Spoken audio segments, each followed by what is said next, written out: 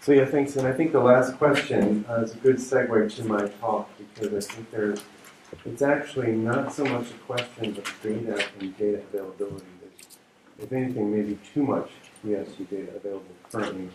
The real issue, we think, is that it hasn't been integrated into analysis sufficiently.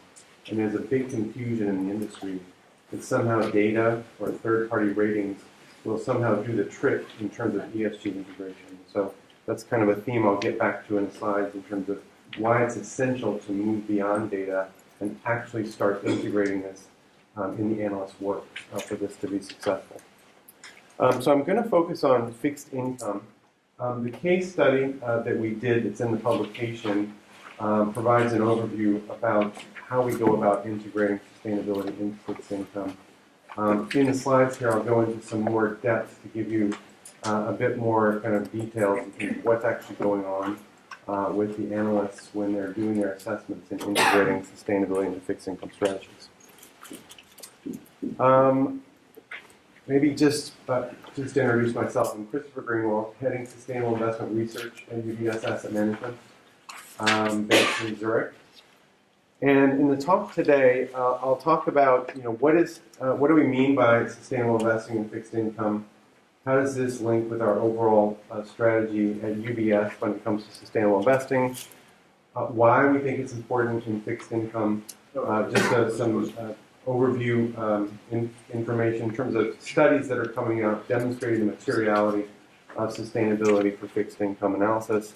How we actually go about it, giving you some sort of ideas about how the analysts go about the work here, and then some of the strategies that we've repositioned as sustainability-focused funds just in the past several months. Just by way of introduction, in terms of our strategy at Asset Management, we've been managing sustainability funds primarily in equities for more than 20 years. And the strategic focus over the past 3 years has been to really expand this into other asset classes across the board. And so we've invested quite heavily in this space. We've now got a team of 23 sustainable investment dedicated professionals working with teams across asset management globally. We've had a very ambitious project over the past 2 years to integrate sustainability into fixed income. We're working with the systematic and indexing team to integrate sustainability into rules-based strategies. And in equities, the strategy has been to really make sure that this is part of what all the analysts are doing, not just the sustainability quote-unquote funds. If you think about different approaches to sustainability, there's a lot of terms floating around out there that can sometimes be confusing.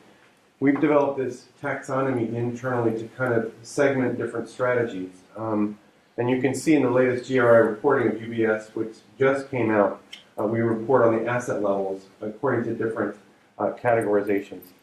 The first is exclusion. This is probably what people are initially familiar with, maybe historically where sustainable investment was 20, 30 years ago, excluding companies involved in controversial activities. The more interesting elements are, first and foremost, ESG integration. This is about integrating material sustainability information in the fundamental analysts' recommendations. I'll go into this in more depth in just a moment. We have what we call sustainability-focused strategies. These are strategies that are labeled sustainability or ESG funds. There's an explicit element in the fund guidelines around sustainability, perhaps limiting the universe to the most sustainable companies if it's an active strategy, or if it's a passive rules-based strategy, something explicit about integrating sustainability into the rules of the fund. And then finally, impact investment. This is really kind of the next generation of where we see responsible investment heading over the next 5 to 10 years.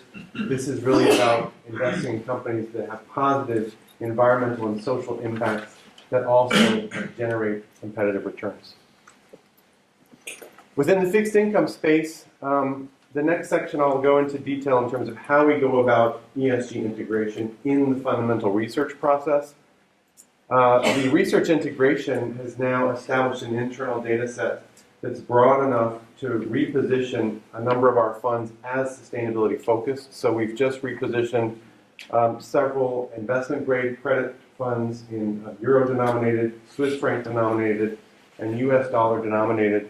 We also have a short-duration high-yield fund, which we're repositioning as a sustainability-focused fund. I'll explain sort of the guidelines at the end of the presentation. And then finally, in terms of impact strategies, we don't currently have an actively managed impact fund, but we have several rules-based strategies that have been very successful in the market. We have a World Bank bond fund, which is essentially providing funding to the World Bank at a risk-return profile that's similar to U.S. Treasuries. And so it allows clients to switch their exposure to U.S. Treasuries to the World Bank, essentially. Similar financial profile, but obviously going to an organization that has a much more, let's say, positive environmental and social impact. In the current political environment, this has obviously been quite successful with clients. We also have an ETF on sustainable development bank bonds. It's a similar approach, but looking internationally at sustainable development banks and providing funding to them. We now have a rules-based strategy that allows clients to do this. A couple of slides on why are we doing this? Why do we think it's materially important for the fixed income space? And there's a lot more research historically that's been done on equities than fixed income, but this is starting to change.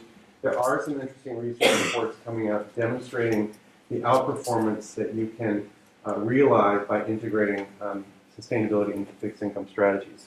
And I think we'll see more of those over the next several years. First of all, in terms of the distribution of scores, one of the challenges, but perhaps opportunities, is that there is a correlation between credit ratings and ESG scores.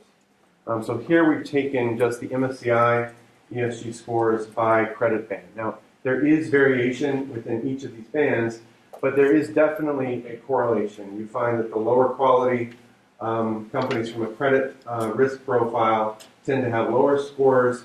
The higher rated companies tend to have higher ESG scores. So it's important to keep that in mind in the context of integrating sustainability. We actually see it as an opportunity if you keep this in mind, and one of the main reasons why it's important to do this from an integrated perspective. This is taken from a Bloomberg Barclays study that I think makes a quite compelling case for the importance of ESG integration. And what we have here are the actual ESG scores. How does this work here? At the bottom. And then the fitted ESG scores here over, on the left-hand side. And essentially what this is doing, the fitted ESG score is the predicted score based on just the credit quality. So if you look at just the credit quality, what would you anticipate the ESG score to be versus what the actual ESG score is? And what this actually shows is that companies where you find a much higher predicted score given the credit quality, but it's in fact low, are issuers that we would see at higher risk for a potential downgrade. So that would be all of the issuers in the top half are actually overpriced in the market. Whereas those issuers that have a predicted score that's lower, so it's a lower credit quality, but the ESG score is higher than what we'd anticipate, we would see to be as opportunities. So we would anticipate that over time, the lower credit quality companies with a higher score have lower downside risk and therefore are an opportunity from a risk-return perspective. There have been a number of studies that have come out just in the past couple of years. One of the most interesting was done by Bloomberg just last year. There's also some interesting work done by Barclays that's showing similar results. I think the general takeaway from the study is if you just segregate higher ESG profile bonds from lower ESG profile bonds, is that they outperform in particularly more volatile market environments. And we saw quite a lot of outperformance in the period of the European sovereign debt crisis of about 120 basis points during that time period. And I think we've seen a relatively benign credit environment over the past 10 years, but going forward, as we anticipate credit markets to be potentially a bit more unstable over the next several years, we anticipate that the ESG credit quality is going to be critically important to avoid potential downgrades and really focus on higher quality companies that we would anticipate to survive a market downturn. And this is very much in line with the results we see from equity research back tests. In a benign economic environment, it's very difficult to distinguish better managed from poorly managed companies without those arising. But if you look at the period of the credit crisis, or even going back to where the tech bubble burst, that's really where you see the differentiators play out. And the stronger companies from an ESG perspective tend to be less volatile and have lower downside risk, which leads to outperformance over time.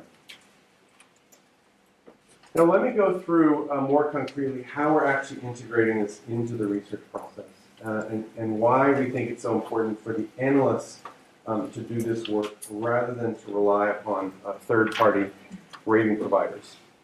In terms of our overall investment philosophy within credit research at UBS, we think that it's fundamental that it be done together with the fundamental research. It's not some separate activity that we do. It's important for our fundamental credit research analysts to really be taking the lead in making the sustainability assessments of companies. We think it will lead to a more holistic view in terms of the risk profiles of the companies.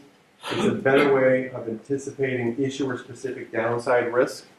We also think it's a way of forecasting the potential implications of long-term sustainability issues, such as climate change, which we think could have an impact on the fundamentals of the company over time.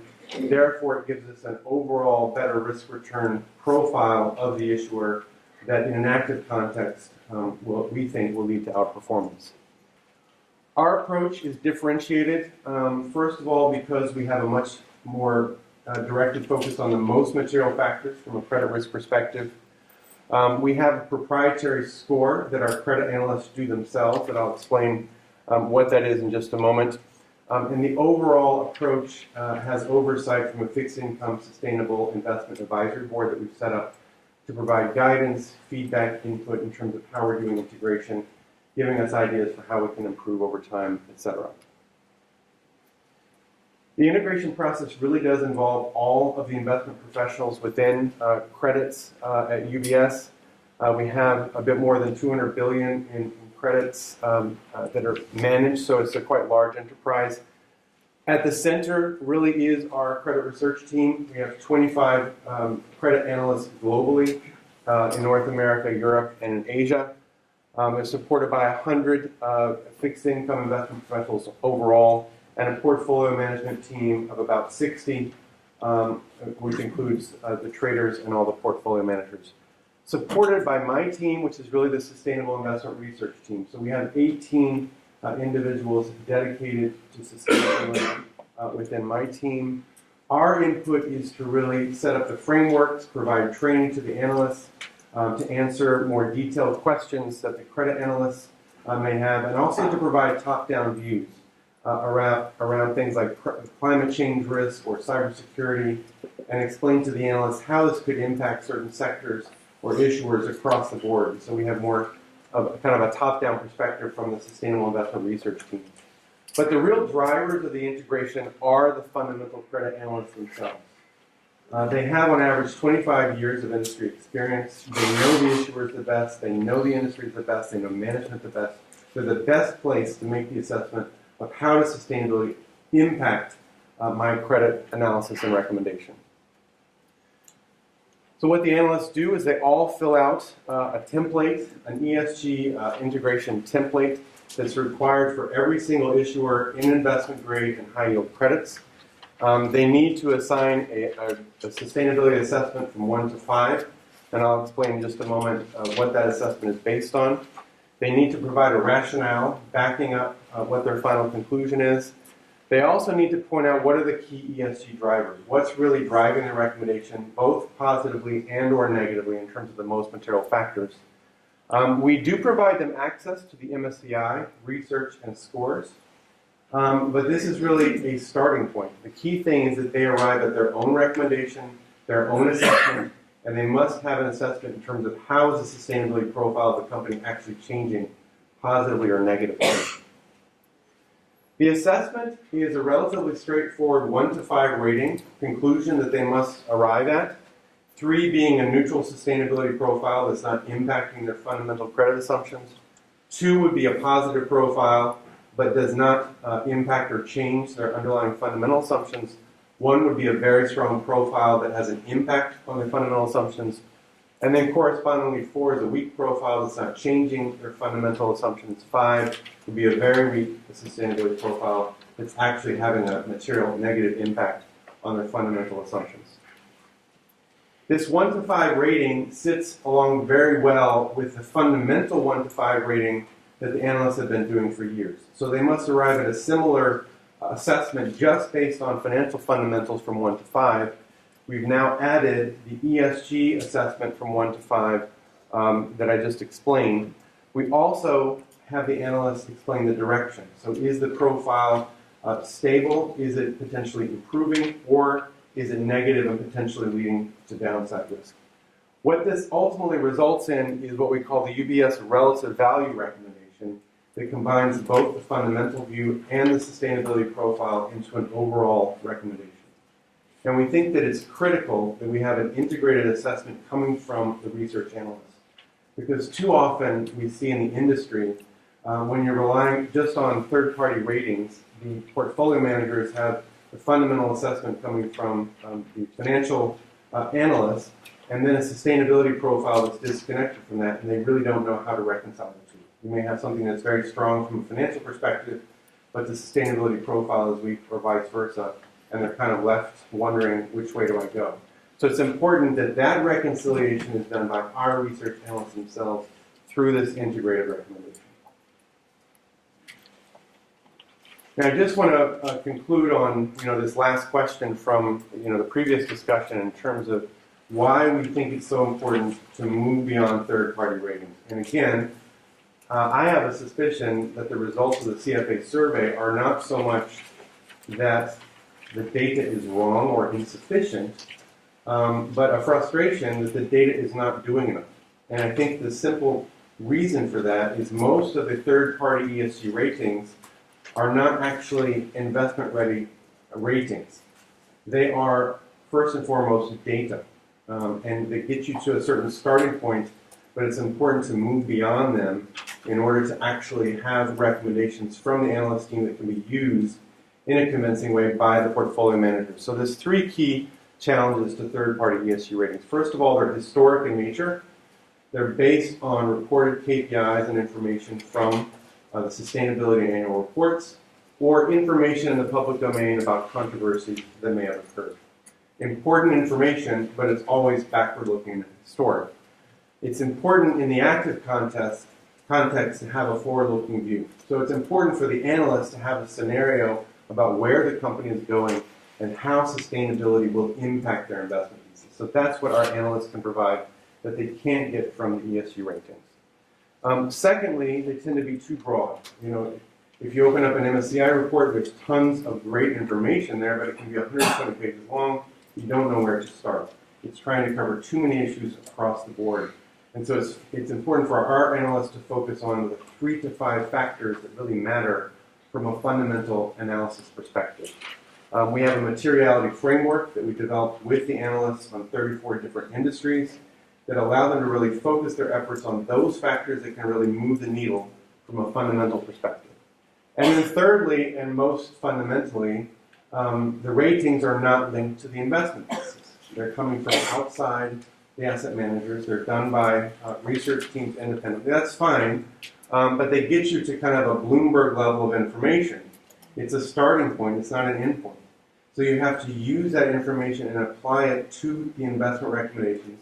Therefore, it's essential that it's linked to the investment thesis for it to be integrated into the process so that the PMs can then make their decisions based on research recommendations that they trust from the analysts. We also think it leads to much more higher quality and more sophisticated sustainability assessments. And particularly here, a sustainability assessment with a credit view in mind. The equity analysts may have a different view. They're looking more at opportunities. They're more looking at relative upside potential, whereas the credit analysts and the PMs are trying to avoid downside blow-ups in the portfolio, and therefore it's important for the recommendation to be tailored to that perspective in fixed income. Just to conclude, I want to explain the sustainability focus strategies for the funds that we've repositioned as quote-unquote sustainability funds essentially draw upon these research recommendations and the scores that we now have from the analyst teams, and we've created guidelines around them. So they're different from the other funds in that there are certain guidelines in terms of the percentage of issuers in different rating bands that can be held. 70% of the holdings need to be 3 or higher. We need to have the overall sustainability profile with a more positive sustainability average score than the underlying benchmark. So this gives you kind of an overview of the current funds that we have repositioned, the yield to worst on these different funds. Obviously, we're in a market environment where the yield is kind of challenged, not to go into the Swiss bond fund, but at least you're not losing money as you might be in cash. And then the short duration fund, which has obviously a higher yield. What's been really interesting is the high yield team has been probably the most enthusiastic and kind of at the forefront in driving the integration. Because for them, the credit quality is absolutely essential. They're really dealing with the more problematic cases, and they're looking for information that can help distinguish higher quality from low quality companies, because the blow-ups are kind of the differential in terms of the performance of a high yield fund. So that's been quite exciting to see. So in summary, it's an overall commitment from UBS Asset Management. We've invested quite heavily. I didn't really talk about what we're doing at group level, but it really is coming top down from group management board. It's impacted all the business units, asset management, wealth management, investment bank, in different ways. But it's been a very kind of exciting time to sort of see this top-down commitment to going in a more sustainable direction. In fixed income, it's seen as fundamental to getting a better, more holistic view of the credit quality of companies. The analysts now do this as part of all their recommendation in high yield and investment grade credit. And consequently, we do have a global coverage strategy. So we have the kind of sustainability focused funds, but ultimately, it's an underlying component for all of our strategies because we feel that it's simply a better way of doing research and ultimately a way of delivering better returns over time for our clients. So with that, I'm happy to take any questions, and we can obviously discuss more on the panel as well that we'll have. Yep. Average ESG rating is 2.3. What is the distribution of different ratings levels among the universe? In other words, how many 1s and 5 do you get that will significantly change your credit rating? It is normally distributed, so you do find, probably 60% is sort of the 3, and then you've got kind of a normal distribution.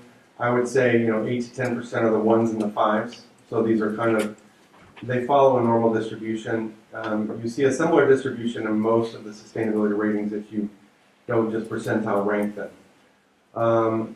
I think, so it's, which, again, the analyst is sort of looking at this from the perspective of, is there something outstanding here that I don't see reflected in market price and fundamentals, something we really need to pay attention to? And so it's really, in the credit context, avoiding the 4s and 5s is key, and especially the 5s. So you may have an issuer that's either average or positive from a fundamental perspective, but if you've got a 5 there, it gives the PM quite a bit of hesitation before he or she invests. So the average, if you just look at a benchmark, it would be about a 3. So a 2.3 would be tilted more towards the positive rated companies in an SI focused fund. You mentioned on one of your first slides that you decided not to go the impact route for now, at least. With SDGs becoming the sort of next set of criteria following up on ESG, could you expand why you chose not to go that route for now? Well, it's not yet, and so it's in. I think we'll see more to come there. So I think one of the key reasons, and maybe it goes back to the question about SDGs and the whole survey results, is sustainability research and data up to now has been primarily a risk management issue. If you read the Sustainalytics and MSCI reports, tons of valuable information there, but it's all about the internal workings of the company. How do they manage certain risks, corporate governance, how do they manage carbon risks, how do they manage human capital? Very little to almost nothing about what's the impact of products and services on the world, which is the key question that the SDGs are meant to address, and that's one of the key interests that clients have in investing in sustainability. I didn't talk here all about equities, but we do have a quite significant project with PGGM, as well as several universities, including Harvard School of Public Health and the City University of New York, and now the University of Wageningen in Holland, to try to address this gap in the market in terms of impact data. And so we're trying to take the insights from environmental and health sciences, link them with the data that we have on the revenue distribution of products and services, where those products are sold and used in the world, to try to fill this gap in terms of measuring impact. So it's an emerging area, and I think we will see data and metrics over the next, say, 5 years to be able to adequately address this issue. Right now, we're just not there yet. If you look at how companies report on the SDGs, it's kind of anecdotal stories of here's a nice product or project we found that links to SDG 5 or 7, and from an investment perspective, you can't really use that. So I think it's going to really be the next generation of data, and once we get more metrics to do that, I think we'll have a better basis for active strategies. But right now, I think you address this through green bonds, you address this through things like the World Bank bonds or sustainable development bonds. There are things you can do in terms of funding that obviously have a more positive impact than you would otherwise. Can you talk about how your different types of clients responding to your expansion of sustainability funds options? Yeah, okay, and I think that's a question that we'll look at in the panel as well. But I would say, overall positively, and I would say it's more becoming a requirement for the institutional market. We just see more and more RFPs, particularly in Europe, but globally, but I think it's just now standard practice in Europe. Institutional investors, they're not necessarily looking for a sustainability fund, but they're asking how does sustainability impact the investment process? What are you doing about it? And we're now seeing the results and scores back. You can see these can count for 10 to 15% of the overall RFP score. So it's becoming kind of like the risk management section. You just have to have an ESG section, and you have to have a convincing answer and evidence in order to get to the final stages. So, it's not going to be the only reason they choose you, but if you don't have it, given how competitive asset management is, you're going to be out of the game. So I think it's becoming really kind of a key license to operate. And then for the more sophisticated clients who have more experience with this, obviously we've seen growth in the sustainability focus and impact area. That product category for us, 3 years ago we had about $5 billion in sustainability focused strategies. Today it's well over 20, so it's grown exponentially. And part of that's been new product launches and also the growth in existing products. That's for institutional, or is that? It's balanced, both institutional, wholesale, and wealth management. Because the wealth management channel has also a key focus on sustainability. They launched a sustainable impact investment mandate last year, which allows clients to take their entire asset allocation and switch it to a sustainable one, with the same mix of profiles to match their risk-return profile. And so, collaborating with them on that has been a key driver also for asset growth in the private client, private wealth space, which is obviously quite important for the Geneva context. Okay. Go back to your slide with the better informed investment decision on policy views, your analysts and legal analysts together. Can you actually measure, or are you measuring that, monitoring the improvement of the quality? Intuitively, we all, we all convinced about it, but do you have metrics? Usually the people at such an event are. Generally, you're right. That's true. I guess this was sort of the whole thing. It's for us on performance, it's still early days in the sense of we've got kind of the credit analysts doing this now for going on 2 years. So we've developed a universe of scores. Now that we have that, we can start doing back tests. We need obviously more history to look at our own scores. So that's kind of the performance question. I think the evidence is coming out right now to be able to answer that more effectively. What we've done is to add KPIs around integration to all of the analysts' KPIs. And so it's part of their assessment process. So the PMs have to look at how well are they doing the fundamental recommendations, but also the sustainability recommendations. So it's now part of everybody's performance, if you will. So from an individual analyst perspective, they know they're going to be great on this, and so they take it quite seriously. And I think that's key in a large organization, that you have incentives that are aligned with this to make sure everybody's going in the same direction. So from that, I haven't seen the performance distribution from last year on the analysts. I guess we could download that and look at it. But essentially, they're graded by the PMs on how well they're actually doing the integration process. Mm-hmm. Okay, that's the very last one. Okay. How do you ensure your ESG scoring or rating remains up to date, considering that you get the financials every month, so it's easy to do the financial analysis. But when we perform ESG rating, what we find difficult is to extract relevant information and data from the companies themselves. That's quite an exercise in itself. So how frequently do you update your ESG rating? Well, we get, in terms of news and information, that's updated on a weekly basis. So, and part of that is a controversy feed. So we do get a weekly alert if an ESG controversy has come about. Usually the analysts already know about these things. If they're following their companies.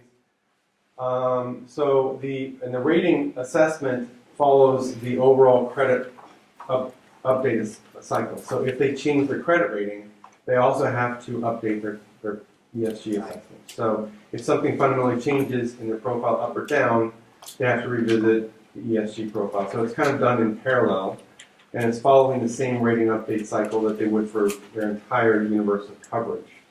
The other thing that we've seen, interestingly, and the feedback from the US has been quite interesting, is that we're seeing more and more of these ESG information coming into mainstream analyst calls. And so, I mean, the head of credit research in Chicago was telling me just a few weeks ago, it's like all over the place now. The companies are talking about that. So that really helps also getting direct information about what's going on at the company level. And we've been involved in the fixed income analysts, also in engagement calls with the equity analysts when we're engaging companies, which has also been a great way for them to get up-to-date information where we're actually having a dialogue with the company. So, from that perspective, I think integrated ESG information from the companies is key. And the hopeful thing is, it seems to be going in that direction.